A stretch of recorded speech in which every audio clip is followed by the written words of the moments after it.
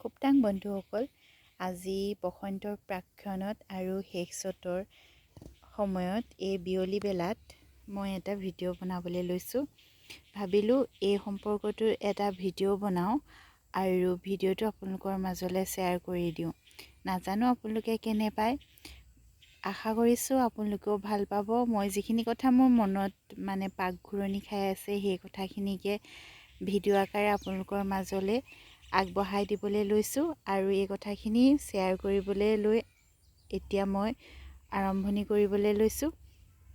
আগতে ভিডিঅ'টো বনাইছিলোঁ যে চ'ত মাহত কি কৰিব নাপায়, তাৰে ভিতৰত বিশেষ এটা থাকি গ'ল। সেইটো হৈছে চ'ত মাহত মাংগলিক কাৰ্য কোনেও নকৰে।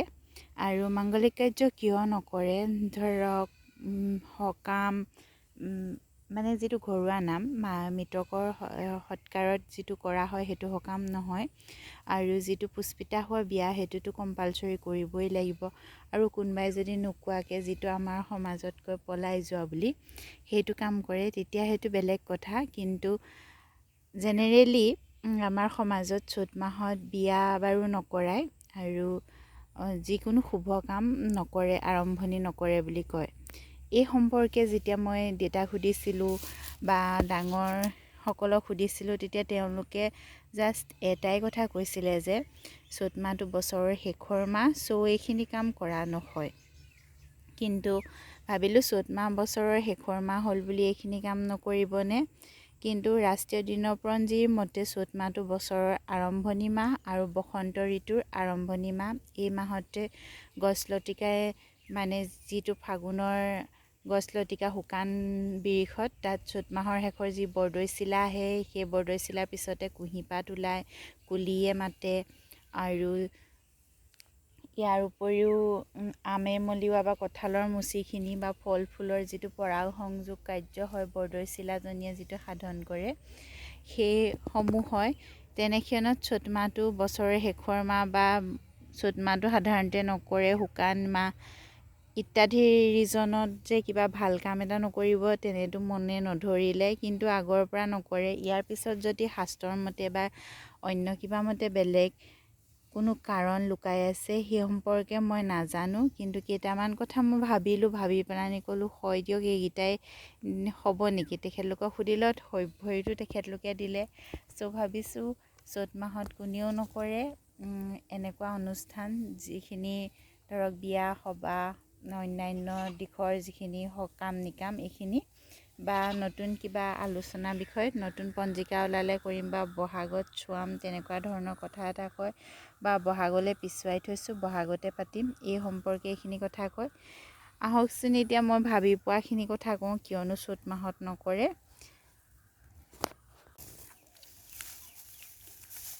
আমাৰ অসমীয়া সমাজত বা অসমীয়া যিটো বছৰৰ লেখত ৰিঙা উদং পথাৰখনে সৈতে চ'ত মাহটো বছৰৰ শেষৰ মাহ, আৰু এই চ'ত মাহত মাজভাগৰ পৰাই বিহু আৰম্ভ হয়। আগতে ৰাতি বিহু, আজিকালি বিহু কৰ্মশালা বা দিনত বিহু শিকোৱা হয়। আইতাৰহঁতৰ দিনত বোলে ৰাতিয়ে বিহু হৈছিলে, আৰু ৰাতি বিহু মাৰিবলৈ যাওঁতেই ধৰক তেনেকুৱা অনেকখিনি ঘটনা আছে যিখিনি আইতাৰ পৰা শুনো, বা পুৰণা দিনৰ বহুত কাহিনী দেউতাহঁতেও কিছুমান কয়, সেইখিনি বাৰু বাদ দিলোঁ। চ'ত মাহটো কিয় মাংগলিক কাৰ্য কৰা নহয় সেই কথাটোহে এইখিনিত মই ক'বলৈ লৈছোঁ। চ'ত মাহটো ধূলি বতাহ আহে, বছৰৰ শেষৰ মাহ, আৰু এটা সম্পূৰ্ণ বছৰ শেষ হোৱাৰ পিছত নতুন বছৰ এটা আৰম্ভ হ'ব। প্ৰাকৃতিকভাৱে বহুতো পৰিৱৰ্তন হয়। এই সময়তে দেখা যায় যে ধূলি বালিৰ লগে লগে আমাৰ যিখিনি স্কিনৰ প্ৰব্লেম হয়, যিকোনো ধৰণৰ প্ৰব্লেম আহে, চৰ্দি তৰ্দি ইত্যাদিৰ প্ৰব্লেম হয়, এই সময়তে কয় আই ফুৰে বুলি কয়, যিটো বসন্ত ৰোগৰ কথা কোৱা হয়। সেই বসন্ত ৰোগৰ প্ৰাদুৰ্ভাৱটো সৰহকৈ দেখা যায় এই সময়ছোৱাত অসমত, আৰু সেয়েহে আই সবাহ সকাম নিকাম কৰা হয়। যিসকলে এই মাহত নকৰে সেইসকলে বহাগৰ 7 দিনত নিৰ্ধাৰিত কৰি সেই সময়ত কৰে, বা যিটো হাত লাগিব হয় আহাৰত, সেই সময়ত হাত লগাৰ আগে আগে কৰা হয়, তেনে এটা নিয়ম আছে। কিন্তু যদি মানে বসন্ত ৰোগটোৱে দেখা দিয়ে, সেই সময়ত এই আই সবাহ কৰাই হয়। বসন্ত ৰোগৰ প্ৰাদুৰ্ভাৱটো সৰহ হোৱাৰ কাৰণে আৰু ছালৰ পৰা ছাল চুলি সমস্যা ইত্যাদিৰ কাৰণে চ'ত মাহটোত ধৰক এনেধৰণৰ কাৰ্যসূচীবিলাক হাতত লোৱা নহয়। যিহেতুহে বিয়া বাৰু ইত্যাদিত বহুত মানুহৰ সমাগম হয়, ধৰক কৰোণাৰ দৰে বহুত মানুহৰ সমাগমত এনেখিনি যিখিনি চৰ্দি স্কিন প্ৰব্লেম, সেইখিনি এজনৰ পৰা আন এজনলৈ সুচৰি যাব পাৰে। এইটো পুৰণি কালত লোৱা এটা সাৱধানতা বুলিয়ে ক'ব পৰা যায়, একেলগে মানুহ মানে গোট নাখায়। আৰু দ্বিতীয়তে ক'ব পৰা যায় যে এই সময় শুকান হয়, শুকান মানে বৰষুণৰ পৰিমাণটো কম হয়। চ'তৰ পৰাই বৰদৈচিলা আহে আৰু চ'তৰ শেষলৈ বৰদৈচিলা বেছিকৈ আহে, মানে মৌচুমী বতাহটো আহিবলৈ লয়।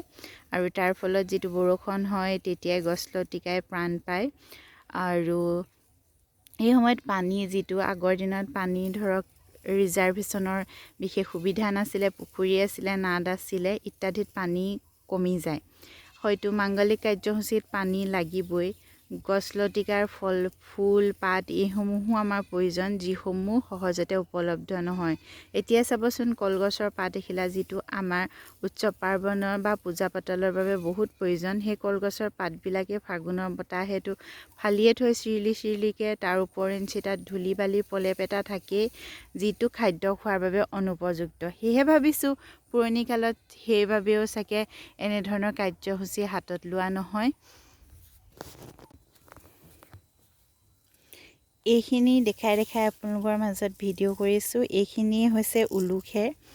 এই উলুখেৰখিনিয়ে হওক বা নৰাখিনিয়ে হওক, আগতেতো টিন পাত লগোৱাৰ ইমান সুবিধা নাছিলে। আৰু এই উলুখেৰ নৰাখেৰখিনিয়ে যিহেতুহে বসন্ত আৰম্ভ হোৱাৰ লগে লগে বৰষাকালীন সময়ৰ আগমন হয়, বৰষুণ আহি এনেকুৱা উলুখেৰবিলাক আঘোণ মাহতে কাটি থয় বা আঘোণৰ শেষতো কাটি থয়। এতিয়া সৰু সৰুকৈ পোখাইছে, সিহঁতি মৰি যোৱাৰ পিছত চ'ত মাহত এইখিনিয়ে ঘৰ চোৱাৰ কাম এটাও প্ৰায় অনুষ্ঠুপীয়াকৈ কৰে। য'ত ফুটা ওলাইছে, কিবা ওলাইছে, আজিকালি যে আমি এমচিল মাৰোঁ, ঠিক তেনেদৰে এইখিনি কৰে। সেয়েহে হয়তো চ'ত মাহত এই কামখিনিত মানুহ বিজিয়ে থাকে, আকৌ বেলেগ এটা উৎসৱ পাৰ্বণৰ বাবে সময় নহয়। সেয়ে ভাবিলোঁ চ'ত মাহটোত এইসমূহ কাম কৰাৰ পৰা বিৰত থাকে নেকি মানুহে।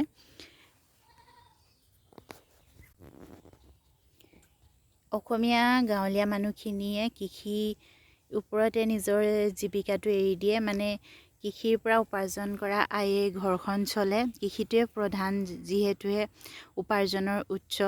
সেয়েহে ভাবোঁ কৃষিভিত্তিক মানুহে বিহুটোৰ বাবে কঁকালত টঙালি বান্ধি মানে যা যোগাৰ চলায়। সেয়েহে এনেকুৱা এটা ডাঙৰ আকৌ পৰম্পৰা এটা কৰি বা উৎসৱ পাৰ্বণ এটাত সময় খৰচ কৰাতকৈ কৃষিলৈ প্ৰথমতে সাজু হৈ লৈ বহাগত সকলো ফালৰ পৰাই সুবিধা হয় আৰু কৃষিও আৰম্ভণি হয়। সেয়েহে নতুন বছৰৰ পৰাই এনেকুৱা সকাম নিকাম বিয়া বাৰু কাৰবাৰবিলাক আৰম্ভ কৰে বুলি ভাবোঁ। এই সময়তে কি কৰে, চ'ত মাহত যিটো আজিকালি এমাজনতো কিনিবলৈ পায় বা ফ্লিপকাৰ্টতো পাব আপুনি, ফুড আইটেমৰ ভিতৰত মেজিক ৰাইচ, কোমল চাউল। আমি এতিয়া আমাৰ ঘৰত প্ৰায় বহুৱাই হৈ গ'ল সান্দহ খুন্দিবলৈ বা কোমল চাউল খাবলৈও, পানীত তিয়াই যিটো খাব পাৰে সেইটো কাৰণেও, এইখিনি জলপানৰ কাৰণে। সেইখিনিতে আৰু উখোৱা ধানো বহায়, ৰ'দটো যিহেতুহে চ'তৰ টান হয়, সেইখিনি কাম কৰোঁতেই মানুহৰ সৰহভাগ সময় যায়। সেয়েহে বিয়া বাৰুৰ বাবে অলপ সময় এৰি দিয়ে। মই পজিটিভ দিশত এই কথাখিনি ভাবি লৈছোঁ, সেয়েহে এনেদৰে কৈছোঁ। আকৌ ধৰক এই আগৰ পুৰণা দিনত যিটো আমাৰ এতিয়া যান বাহন, গাড়ী ঘোঁৰাৰ পৰা ইত্যাদি বহুত সুবিধা হ'ল, মোবাইল ফোনৰ পৰা আদি কৰি ধৰক বহুতেই সুবিধা। আগৰ পুৰণা দিনত তেনে নাছিলে, গৰু গাড়ীৰ সুবিধা আছিলে, ঘোঁৰা গাড়ীৰ সুবিধা আছিলে। এই সময়তে জানেনে, আমি হয়তো সৰুৰ পৰা দেখিছোঁ, আমাৰ ঘৰতো এবাৰ হৈছিলে, সেয়েহে এই কথাটো ক'ব পাৰিছোঁ। এই সময়তে যিটো গৰু গাড়ীখন টানিবলৈ গৰু, সেই গৰুটোৱে বসন্ত ৰোগ হয়, যিটো ৰোগক চবকা বুলি কয়। আৰু চবকা ৰোগ হোৱাৰ লগে লগে গৰুটো কিছুমান যদি বেছি হৈ যায়, সময়তে যদি সিহঁতি ট্ৰিটমেণ্ট নাপায়, তেতিয়া গৰুটো মৰিও যায়।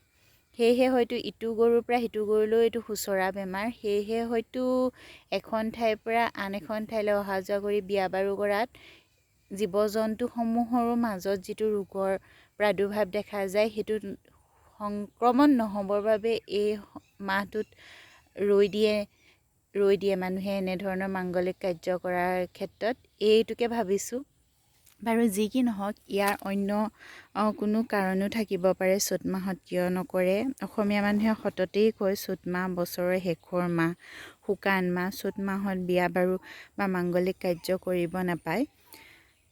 সেয়েহে ভাবিলোঁ এই সম্পৰ্কে এটা ভিডিঅ' কৰোঁ আৰু মোৰ মনত যিকেইটা কথা আহিছে সেইকেইটা কথাও আপোনালোকৰ মাজলৈ শ্বেয়াৰ কৰি দিওঁ। এইখিনিকে ভাবি এই ভিডিঅ'টো বনালোঁ। আশা কৰিছোঁ ভিডিঅ'টো চাব। আৰু দুই এটা ৰিজন হয়তো মোৰ মনত আহিব পাৰে পিছলৈ, এতিয়া অহা নাই। সদ্যহতে যিখিনি আহিলে সেইখিনিকে ক'লোঁ। আজিলৈ ভিডিঅ'টো এই কথাখিনি কৈয়ে বনালোঁ। আশা কৰিছোঁ আপোনালোকে ভিডিঅ'টো চাব। ভিডিঅ'টো চাই ভাল পালে লাইক এটা কৰিব, কমেণ্ট এটা কৰিব। আৰু যদি এতিয়ালৈকে মোৰ চেনেলটো ছাবস্ক্ৰাইব কৰা নাই, প্লিজ মোৰ চেনেলটো ছাবস্ক্ৰাইব কৰি দিব বুলি আশা কৰিলোঁ। আপোনালোকৰ এই সঁহাৰিটোৱে মোক বহুতো উপকৃত কৰিব। আৰু ভিডিঅ'বিলাক ভাল লাগিলে আপোনালোকৰ ফ্ৰেণ্ডৰ মাজতো শ্বেয়াৰ কৰিব বুলি আশা কৰিলোঁ। যিসকলে মোৰ ভিডিঅ'টো চাইছে সেই সকলোলৈ মোৰ অতি আন্তৰিক ধন্যবাদ জ্ঞাপন কৰিলোঁ। এতিয়া ভিডিঅ'টো সামৰিছোঁ। আজিলৈ আহিছোঁ।